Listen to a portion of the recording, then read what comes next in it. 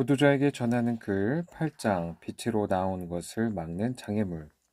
당신은 당신의 영혼을 위태롭게 만드는 죄악을 품은 채 살아가고 있습니다. 한 외과 의사가 자기가 맡은 환자의 다리에 생긴 염증을 치료하기 위해 신체의 각 부위를 세밀하게 살펴보지만 다리의 염증이 치료되지는 않습니다. 의사가 각 뼈들이 제 위치에 있는지를 조사해보지만 명백하게 염증을 일으키는 원인이 무엇인지 알 수 없고 상처는 나을 것 같지 않습니다. 그 의사는 조사에 조사를 거듭하지만 수술용 메스로 절개하여 이물질을 발견하기 전까지는 아무런 진전이 없습니다. 여기군요. 그 의사는 말하죠. 여기에 총알이 박혀 있어요. 이 총알을 반드시 꺼내야 됩니다. 그렇지 않으면 상처가 결코 낫지 않을 겁니다. 그렇다. 지금 나도 당신 안에 있는 비밀스러운 것들을 발견해내는 검사를 하려고 합니다. 그리고 발견되면 그것을 밖으로 꺼내야만 하죠. 만약 그렇게 하지 않으면 당신 반드시 죽을 거고 결코 하나님과 화목하게 되리라 기대할 수 없을 것입니다. 당신은 여전히 참력스러운 주정뱅이로 술독에 빠져 있을 것입니다. 술주정뱅이가 하나님과 평화라니. 당신이 몇 년 전에 당신이 힘들게 한 사람과 말하는 것을 꺼려 한다면 당신은 하나님과 화목하게 되기를 기대할 수도 없을 겁니다. 자신도 남을 용서하지 않으면서 어떻게 용서받기를 기대하겠습니까? 거꾸로 생각하면 당신이 하는 거래는 의심스러운 거래입니다. 감히 하나님께서 강도를 받아주실 거라고 기대할 수 있습니까? 당신은 하나님 앞에서 강도의 거짓말쟁입니다.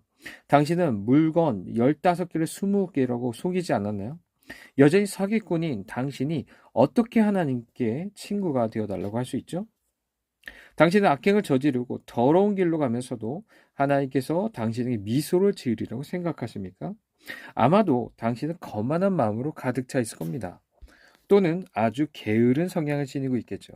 당신 안에 어떤 종류의 악들이 있든지 간에 그것을 반드시 밖으로 꺼내야 됩니다. 그렇지 않으면 결코 하나님의 평화가 당신에게로 들어갈 수 없어요. 자, 이제 당신은 기꺼이 죄를 포기하겠습니까? 그렇지 않다면 당신에게 그리스도에 대해 말하는 건 시간 낭비뿐입니다. 왜냐하면 그분은 죄 가운데 거하는 사람들의 구세주가 되실 수는 없기 때문이에요. 그분은 자신의 백성들의 죄에서 구원하기 위해서 온 거지 죄 가운데 두기 위해 온 게 아닙니다. 만약 당신이 사랑하는 죄에 계속해서 집착한다면 속지 말기를 바랍니다. 당신은 결코 천국문 안으로 들어가지 못할 거예요. 왜? 어떤 사람들이 빛을 발견하지 못할까요? 아마도 그들이 하나님과의 화목을 간헐적으로 구했기 때문일 겁니다. 진지한 설교를 듣는 동안에는 각성되었다가 설교가 끝나고 나면 예전으로 돌아가 버리는 거죠. 게으른 뱅이가 졸다가 다시 잠자리에 들어가는 것처럼 말이에요.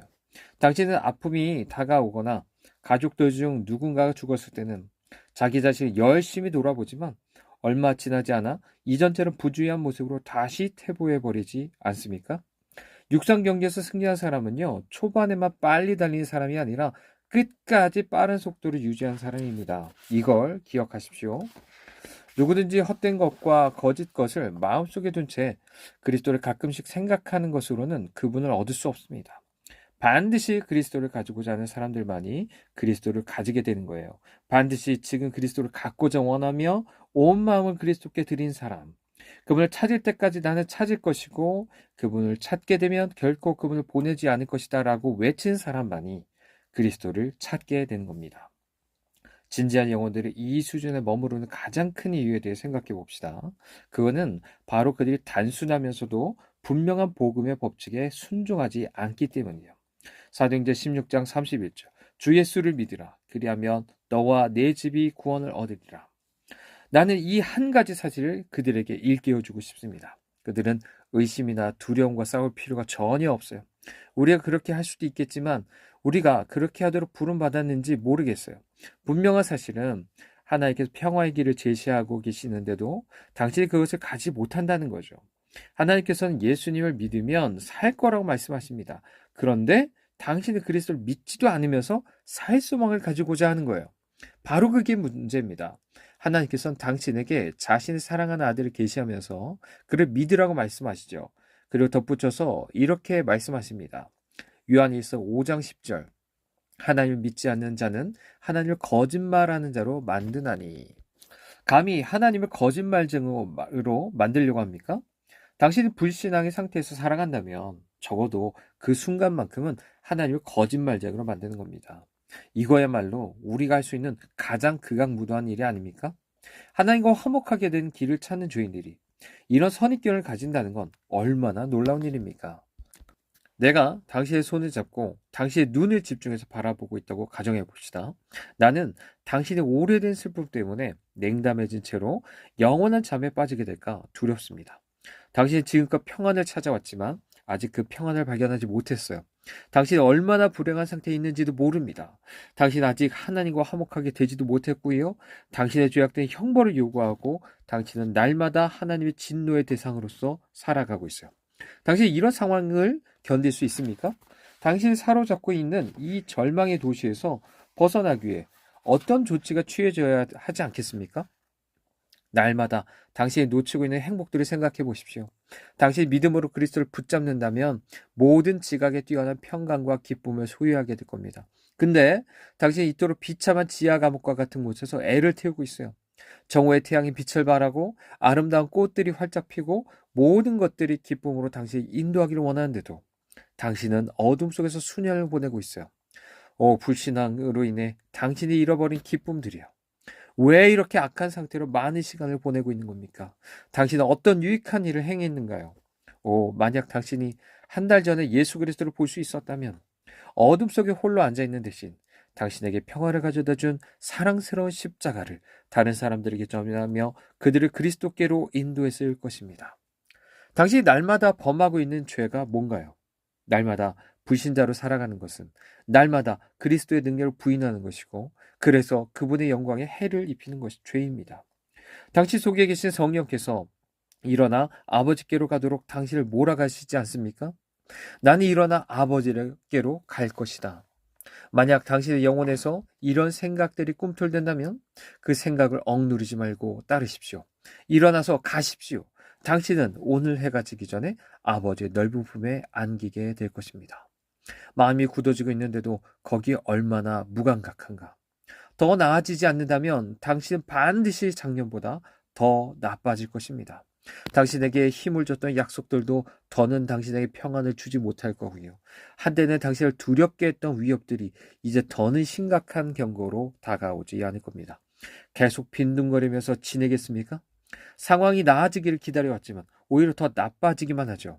당신한테 좀 더 형편이 좋아지면 오겠습니다. 라고 말했지만 시간이 흘러도 상황이 좋아지기는커녕 이전보다 더 나빠지고만 있지는 않습니까? 오늘 당신은 예전보다 한층 더 깊고 비열한 의심의 희생자가 되어버렸어요. 진리 그 자체이신 그분을 믿는다면 얼마나 좋겠습니까? 결코 속일 수 없는 그분, 신뢰할 수 없는 그분을 신뢰한다면 얼마나 좋겠습니까? 나는 그런 날이 속히 오기를 지금 이 순간에도 기도합니다. 먼지를 털고 일어나서 아름다운 옷을 걸치십시오. 영혼을 갉아먹는 의심에 빠져있는 동안 당신은 절망의 족쇄를 차고 있는 것과 같아요. 그동안 당신의 눈이 더 흐릿해지고 두 팔이 마비되며 당신 안에 있는 독이 혈관을 타고 맹렬하게 퍼질 것입니다. 저기에 구세주의 십자가가 있습니다. 당신의 효력 있는 그분의 보혈이 있습니다. 지금 예수님을 믿으십시오. 그 순간 평화 가운데 들어가게 될 것입니다. 구세주의 품에 자기 자신을 맡기는 사람들을 향해 자비의 문이 활짝 열려 있습니다. 왜 당신은 기다리고만 있습니까? 그것은 당신에게 손해만 끼치는 태도입니다. 해가 지고 있어요. 서두르십시오. 나그네들이여. 그렇지 않으면 영원한 밤이 닥쳐올 것입니다. 당신 주변에는 예수님을 믿고서 빛을 발견한 사람들이 있을 겁니다. 그들도 한때는 당신과 같이 실망했었지만 지금은 영혼의 힘을 발견했죠. 그들은 있는 모습 그대로 예수님께 나왔습니다. 그리고 지금 이 순간 그들은 당신에게 주님 안에서 만족을 누리고 있다고 말할 거예요. 다른 사람들도 이런 평화를 발견했다면 당신 왜 발견하지 못하겠습니까? 예수님은 여전히 동일하십니다. 우리 주님이 죄인을 거절하는 건 주님에게 유익되기 되지 않아요. 구원받고자 하는 사람들을 멸망시키는 건 하나의 영광을 위한 일이 아닙니다. 하나의 독생자의 희생 안에서 겸손히 평안을 받아들인 사람들을 통해 영광과 영예를 얻으십니다. 무엇이 당신을 붙잡고 있나요? 당신 부르심을 받았습니다. 오십시오. 오라는 이 요청을 받았기 때문에 당신은 와야 됩니다. 법정에서 증인들의 이름이 불리면 증인은 법정 구석에 앉아 있다가도 즉시 일어나 당당하게 걸어나가 증인석에 앉아야 됩니다. 어느 누구도 이 사람이 왜 이리로 오는 거지? 라고 말하지 않아요. 누군가 당신 누구입니까? 묻는다면 제 이름이 불렸습니다. 라고 대답만으로도 충분합니다. 그런데 당신은 부유하지 않아 보이는군요. 손가락에 금반지도 없군요. 아니, 그것이 문제가 아니라 제 이름이 불렸다는 게 중요합니다. 그런데 당신은 유명인사도 아니고 계급이 높지도 성품이 뛰어나지도 않잖아요. 그건 상관없습니다. 제 이름이 불렸습니다. 길을 열어주십시오. 그러면 길이 만들어져요. 의심과 두려움들이 길을 열어줍니다. 그리스도가 부르셨기 때문에 지옥의 악마들도 길을 열어줘요. 죄인들이요, 오십시오. 비록 당신을 꾸밀 만한 것이 전혀 없지만 성경에 이렇게 기록되어 있지 않습니까? 요한복음 6장 37절. 내게 오는 자는 내가 결코 내쫓지 아니하리라. 오십시오. 우리 주님께서 그리스도를 위하여 당신에게 복을 주실 것입니다.